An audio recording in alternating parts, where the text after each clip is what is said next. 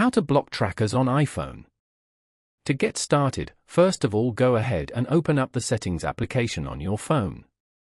In the main Settings menu, scroll down and find the Privacy and Security option, then tap on it to access your privacy controls. This page allows you to manage which apps can access your data and device features. To block app trackers, tap on the tracking option as shown. On this screen, turn off the Allow Apps to Request to Track toggle. A pop-up will appear and tap the option Allow Apps to Continue Tracking. This will prevent apps from tracking your activity across other companies' apps and websites for advertising purposes. You can also block location-based trackers. To do this, go back to the Privacy and Security menu and select Location Services.